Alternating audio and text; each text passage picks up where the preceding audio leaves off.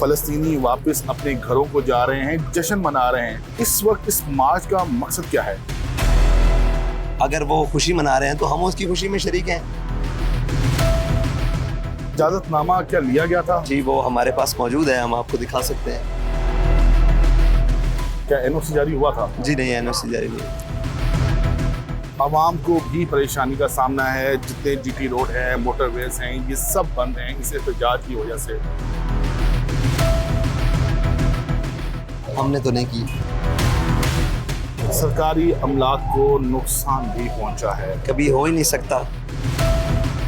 हम तो गारंटी देते फिरते हैं कि हमारा कोई धरने का प्रोग्राम नहीं है। मुज़ाकरात के लिए हमारे साथ किसी ऑफिशियल ने अभी तक कोई रब्ता नहीं किया। आप अभी ऐलान करें गोली नहीं चलानी, बैठकर बात करें। बैठकर बात करते हैं।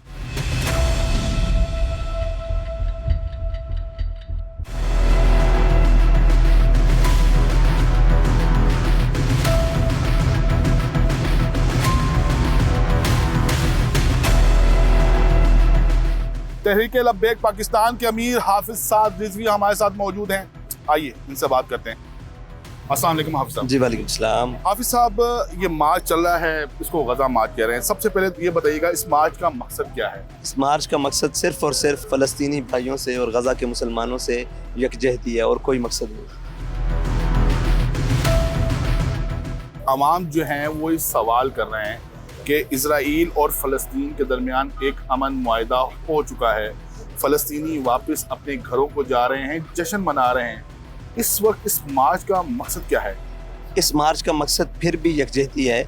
आपने देखा है कल स्पेन में पूरे मुल्क के अंदर मार्च निकला, तो हम तो उसकी, अगर वो खुशी मना रहे हैं तो हम उसकी खुशी में शरीक हैं कि हम भी खुश हैं कि यार अल्हम्दुलिल्लाह फ़लस्तीनियों को आज़ादी मिल गई। अगर उसके इस्तेहकाक के मुताबिक फ़लस्तीनी खुश हैं तो बस इतनी सी बात है। आप ये कह रहे हैं कि आप भी फ़लस्तीनियों की आज़ादी का जश्न मनाने जा रहे हैं, तो मामलात कहाँ पर आकर डेडलॉक का शिकार हैं?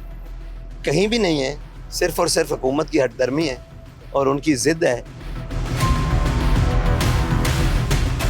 हम नहीं समझते कि शहबाज शरीफ साहब अक़वाम मुत्तहिदा में फ़लस्तीन की बात करें तो वो अपने आप को चैम्पियन समझें, और हम इस्लामाबाद में अगर फ़लस्तीन जिंदाबाद या गज़ा लब्बैक या अक्सा मार्च करें तो हम दहशतगर्द हैं या हम इस सज़ा के मुस्तहिक़ हैं। इसके लिए एक इजाज़तनामा होता है हाफिज साहब, इजाज़तनामा क्या लिया गया था? जी, वो हमारे पास मौजूद है, हम आपको दिखा सकते हैं कि हमने उसकी दरख्वास्त भी दी और ये भी कहा कि हमारे हमें सिक्योरिटी भी फराहम की जाए और सारी चीज़ें, उसको वो डायरी नंबर भी लगा हुआ।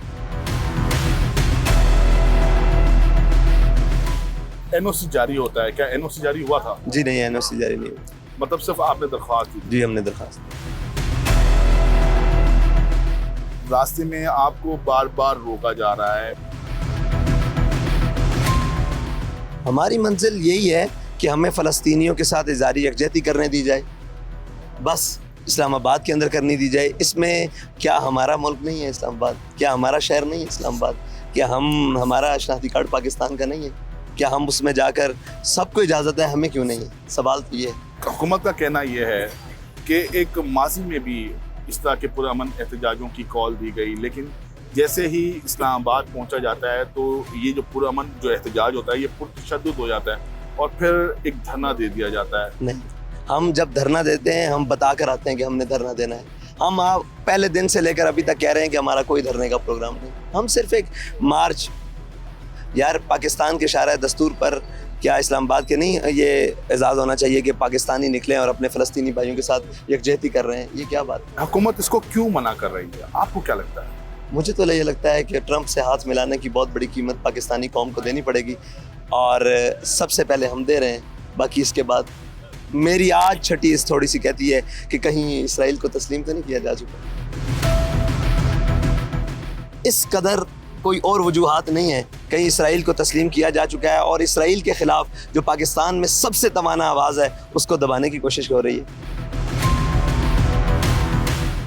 एक जमात है जिस पर पाबंदी लगा दी जाती है 2021 में, फिर वही जमात जो है वो इलेक्शंस में हिस्सा भी लेती है। ये कैसे हो रहा है? प्रोस्क्राइब जो हुई थी उसको ख़त्म करवाया गया था, वो भी एहतजाज के ज़रिए करवाया गया था और एहतजाज की वजह से ही प्रोस्क्राइब हुई थी। फ़लस्तीन के लिए कौन सा ऐसा मुल्क है जो जमहूरी ना भी और वहाँ एहतजाज ना हुआ? कुफ़ार ने एहतजाज किया, कुफ़ार के ख़िलाफ़, कुफ़ार के मुल्क में, वहाँ इस तरह जुल्म नहीं हुआ जो हम पर जुल्म हुआ। आपको पता है हमारे इस वक्त कितने ज़ख्मी हैं जो बुलेट्स हैं? 70 से ज़्यादा। हमारे ज़ख्मियों की तादाद समझ ही नहीं आ रही कि जो बुलेट से ज़ख्मी होता है हमें उस पर अस्पताल जमा करवाते हैं, वो ज़िंदा बचता है या नहीं, इसलिए कुछ कह ही नहीं सकते। पहले दिन, जिस दिन 8 तारीख थी, हमने 10 को निकलना था, 8 की रात को हमारे वहाँ घर पर हमला किया गया। और आपको शायद मालूम भी हो, आज सुबह मेरी वालदा मोहतरमा को जो ज़ईफ़ुल उम्र है उनको भी गिरफ़्तार कर लिया गया, मेरी हमशीरगान को, घर के सारे अहबाब को, बच्चों को, घर वालों को, सबको गिरफ़्तार करके नामालूम मकाम पर मुंतकिल कर दिया गया, पूरे घर पर कब्ज़ा कर लिया। तो यार ये जुर्म है हमारा कि हमने फ़लस्तीन की बात की है। जब से हम घर बैठे हुए थे वहाँ से लेकर अभी तक गोली के अलावा बात ही नहीं की। गोली क्यों चला रहे हैं? हमें तो समझ नहीं आ रही गोली क्यों चला रहे हैं। क्या आपके साथ कोई भी मुज़ाकरात के लिए नहीं आया? मुज़ाकरात के लिए हमारे साथ किसी ऑफिशियल ने अभी तक कोई रब्ता नहीं किया। हम तो बार बार यहाँ से ऐलान कर रहे हैं, वज़ीर आज़म साहब अभी कश्मीर में बात हुई है, हम हालात ख़राब हुए, आपने कहा गोली नहीं चलानी, बैठ कर बात करें। आप अभी ऐलान करें गोली नहीं चलानी, बैठ कर बात करें, आगे चलते बैठ कर बात करते हैं। आप तैयार हैं बातचीत के लिए? तैयार और हैं? भाई हम तो एक लम्हे के लिए भी बातचीत से पीछे नहीं आए। आप मुझे बताएं, घर से बच्चों को उठाकर एक नामालूम कॉल आए कि आप यहीं से वापस चले जाएं, यहीं से ख़त्म कर दें हैसियत, फिर शहदा, फिर हर किस्म की। ये तो बात नहीं है। हमसे कोई बात करे, वज़ीर आज़म बात करे, वज़ीर दाखिला बात करे, वज़ीर ख़ारजा बात करे। आवाम को भी परेशानी का सामना है, जितने जीटी रोड है, मोटरवेज हैं, ये सब बंद हैं इस एहतजाज की वजह से। हमने तो नहीं की। हमने तो, हमारे नायब अमीर पीर ज़ैनुल हसन शाह साहब को गिरफ़्तार किया गया, हमने एहतजाज भी नहीं किया। हमें मालूम था कि हम एहतजाज करेंगे तो ये कहेंगे कि इन्होंने देखें पहल की है। हम तो घर में बैठे हुए थे और हमारे घर में आकर हमारे 2 शहीद किए गए।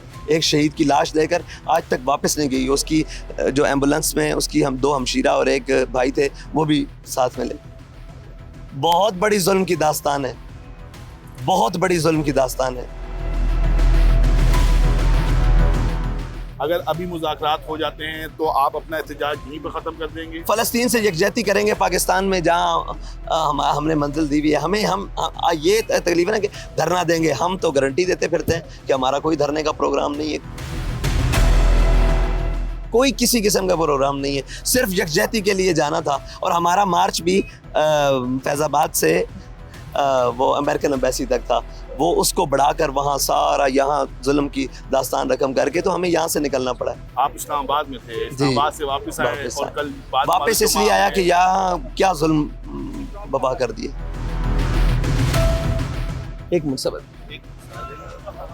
ये वो है जो मैं सिर्फ एक मुट्ठ में भर के आपके सामने रख सकता। ये क्या है? ये एक मुट्ठ में तादाद गिन नहीं सकते। ये देखिए, कल रात से तकरीबन मगरिब से अभी तक, और पहले जो कुछ 8 की रात थी, ओहो 9 की रात, क्या जुर्म है हमारा? सिर्फ पूछते हैं क्या जुर्म? गोली क्यों चलाते हो? गोली क्यों चलाते हो? गोलियां भी मार रहे हो, फिर ये कह रहे हो कि हमने सबसे ज़्यादा फ़लस्तीन के लिए किया, हमने ट्रंप से 20 नकात लिखवाए और ये किया, तुम उनके लिए ये किस लिए? और यहाँ पर जो दूसरी ये आया है, इनके अंदर ये जो लिखा हुआ है मेड इन पाकिस्तान, गज़ा वाले खुशकिस्मत हैं जी, ये गज़ा वाले खुशकिस्मत हैं कि उनको मेड इन इसराइल लगती है। हम इतने बदनसीब हैं कि हमारे बाबा व अजदाद ने जो ये लिखा हुआ है, ये लिखा हुआ है, ये क्या लिखा हुआ है? ये देखिए जी, ये लिखा हुआ, ये तो बेशुमार हैं, आप देख ही नहीं सकते। जहां हाथ मारेंगे नीचे शहर पे, ये देखें, ये ले, ये ले। हाफिज साहब, आप समेत आपके कारकुनान की जानों को भी खतरा है।